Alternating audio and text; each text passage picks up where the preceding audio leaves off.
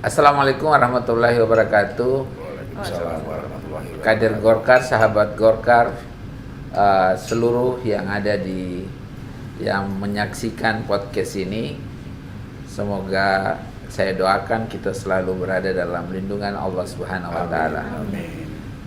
Saya pada sore hari ini berada di kota Kediri.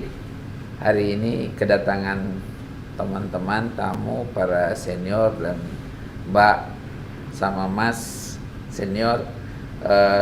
Yang pertama adalah Mbak Diana ya. Mbak Diana dari Ngawi. Ya. Ada Bang Sujono. Bang Sujono ini tadi pas keluar ada dalam ruangan, kita langsung ketemu dan kita sandra untuk harus ikut podcast di luar ini. Dan ya namanya juga kader Golkar, setiap saat harus siap. Nggak boleh tidak. Terus ada lagi Mbak Indri. Assalamualaikum Mbak. Yang keempat ini adalah Mas Nova. Nah, ini semua adalah kader-kader Golkar terbaik yang hari ini kita sama-sama mengikuti TOT BSNPG. Nah, saya tergerak untuk mengajak abang-abang ini karena saya bukan berasal dari tanah Jawa, tapi saya meyakini bahwa ketika kita bicara tentang sebuah struktur politik di Indonesia ini tidak lepas dari Jawa. Nah, oleh karena itu ada sebagian orang yang tidak mengakui, Mas. Ada juga sebagian orang yang mau, cuma dia secara implisit. Nah, ini yang perlu memang kita kaji karena logo Golkar ini kita harus kenali lebih dekat. Dan saya dalam melihat itu secara umum bahwa di situ ada segi lima, ada padi, ada kapas, ada pohon beringin.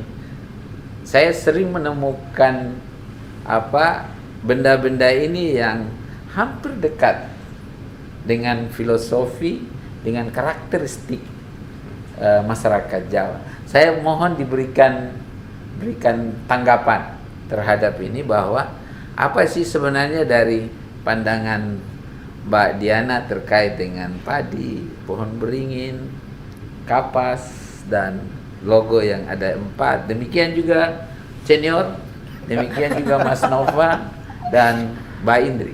Nah, ini kita perlu mendiskusikan, bukan kita mau mengklaim.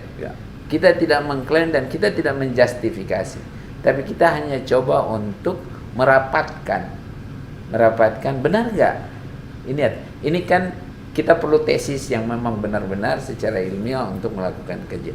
Tapi saya yang berasal dari luar Jawa melihat ini, saya punya kebanggaan tersendiri ketika orang Jawa itu mau menerima Golkar itu dengan 10 jari.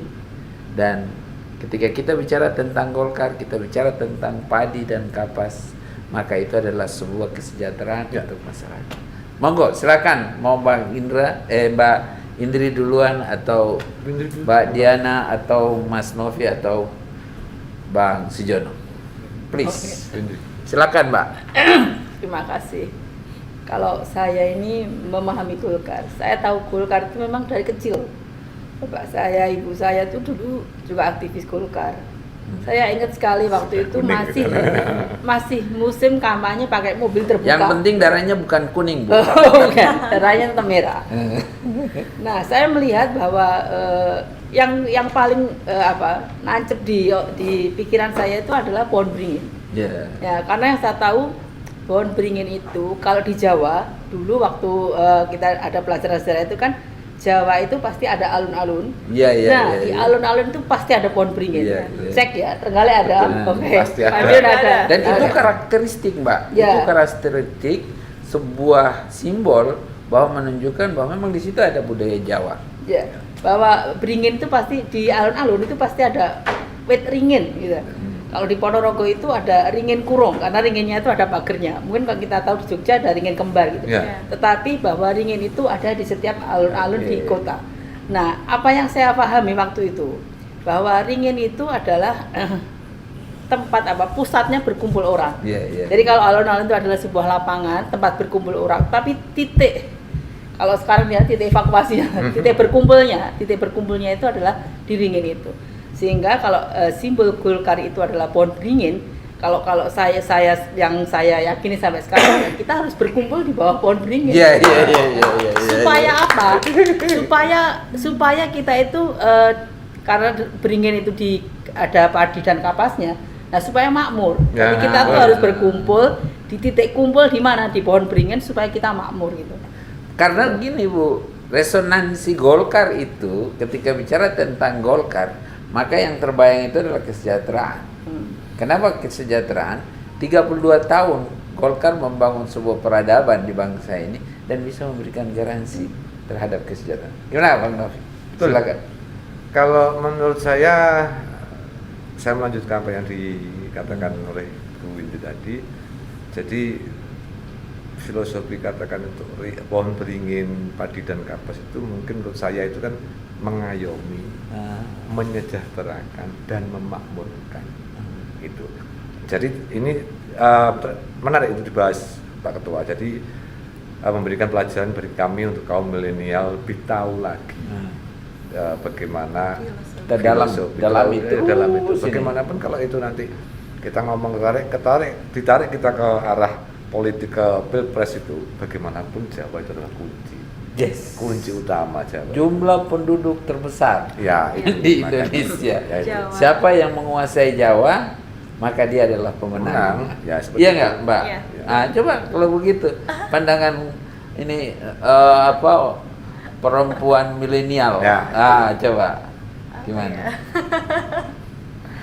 Ya, untuk lambang dari Golkar itu ya sama sih, untuk kemakmuran dan kesejahteraan Iya, karena kalau kita dengar padi, Iya. kita dengar kapas, ada pohon beringin, keberlindungan kita dan kesejahteraan itu ada gitu, kebayang. Dan itu udah dibuktikan, Pak. Dengan kepemimpinan Pak Harto yang 32 tahun, beliau sebagai Ketua Dewan Pembina. Gitu kan, Mbak? Iya. Gitu kan? Gimana, Mbak? Saya kaum milenial ya. Itu tadi belajar. Tapi gini, mau dengan penjelasan ini kerasa nggak, Mbak? Iya, kerasa. Bahwa ada hubungan, Iya. ada semacam historis atau filosofi gitu yang memang Mbak bisa cerna lah dengan simbol Golkar itu. Apakah ada keterkaitannya dengan budaya Jawa? Bukan kita ini ya. Simbol segi lima itu ya. Iya. Itu melambangkan pewayangan ya. Pandawa. Iya. Pandawa 5. Pandawa 5 ya. Saya ini bukan orang Jawa, tapi nggak ngerti juga bahasa Jawa. Iya. Tapi kalau dengar wayang itu senang, semalam sentuh bisa Iya. senang, walaupun nggak ngerti, cuma senang aja gitu. Nggak ngerti artinya ya kalau. Nah, Bang, kan tadi Mbak Indri sudah ngomong, Mbak Novi sudah, Mbak Mas sudah ngomong, Mbak Diana juga sudah. Sekarang Abang, artinya bahwa Abang kan punya pengalaman semenjak Orde Baru sampai dengan ini dan tahu betul dengan kita tidak mengklaim, kita tidak menjustifikasi bahwa ini kita memaksa-maksa gitu untuk harus dekat. Tapi mungkin Abang bisa memberikan kita gambaran ya, supaya saya ini juga percaya diri, karena saya bangga betul bisa duduk masih dengan kurang percaya diri ya. masih kurang, Bang. Oh ya.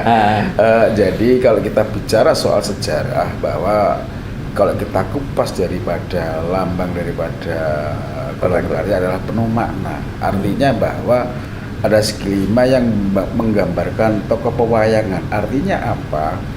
Bahwa 5 orang ini yang katakanlah pendahulu orang-orang brilian yang punya pemikiran yang cemerlang. Mereka bisa menjadi suri toladan, kemudian menjadi Dan itu contoh. orang Jawa semua loh. Iya, itu. Terus kemudian ada pohon beringin. Saya sepakat dengan Bu Indri bahwa di mana ada pohon beringin, apapun cuacanya, berapapun isunya, di situ akan merasa teduh. Inilah yang kemudian, bagaimana kemudian Golkar di zaman dulu kita akui memimpin dengan keteduhan, kemudian dengan perekonomian yang mudah, luar biasa, keamanan terjamin dan sebagainya. Artinya apa? Benar-benar filosofi Pohon Beringin memberikan keteduhan kepada bangsa dan negara ini.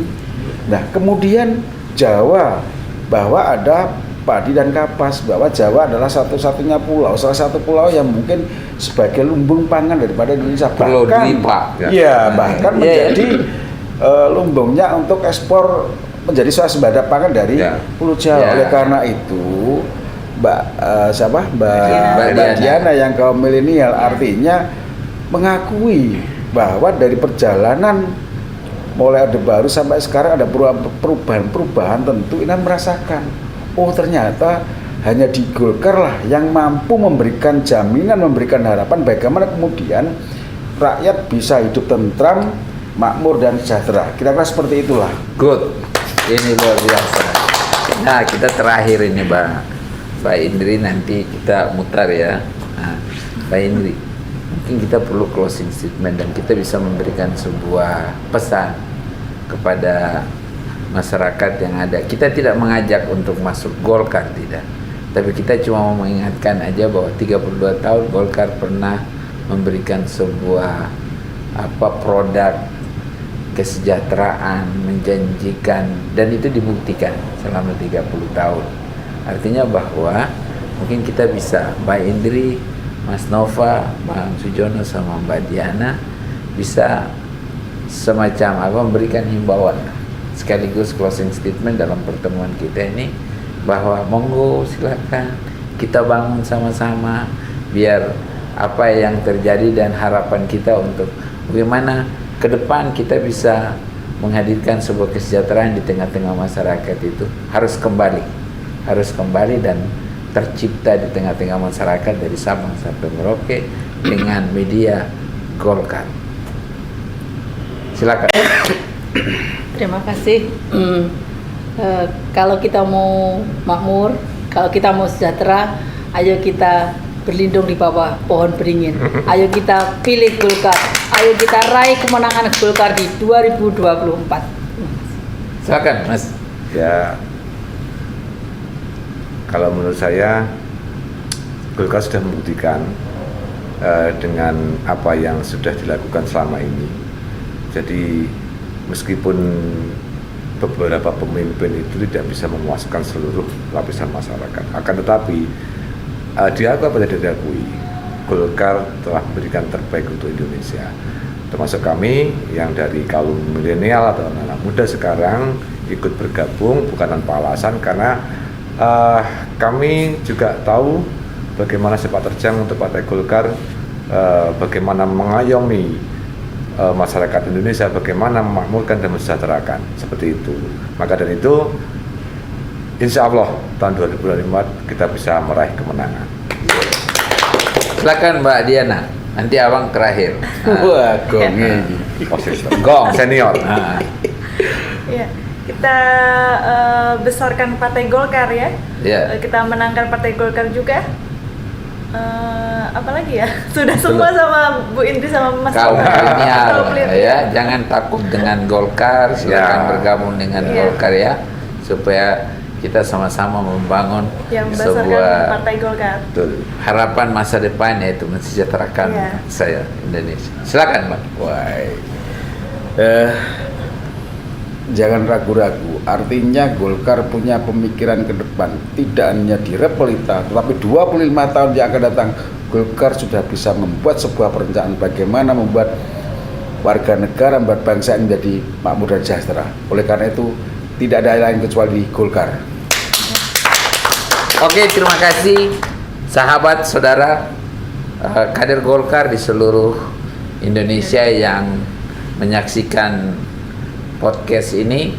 Harapan saya bahwa dengan harinya 4 tokoh, 1 milenial, ada tokoh perempuan setengah milenial, serta pengalaman yang dibagikan oleh para senior. Kita harapkan bahwa mari kita sama-sama bergabung di Golkar untuk menjanjikan atau memastikan bahwa kesejahteraan masyarakat Indonesia itu akan hadir di tengah-tengah kita. Sukses selalu. Wassalamualaikum warahmatullahi wabarakatuh. Sampai jumpa.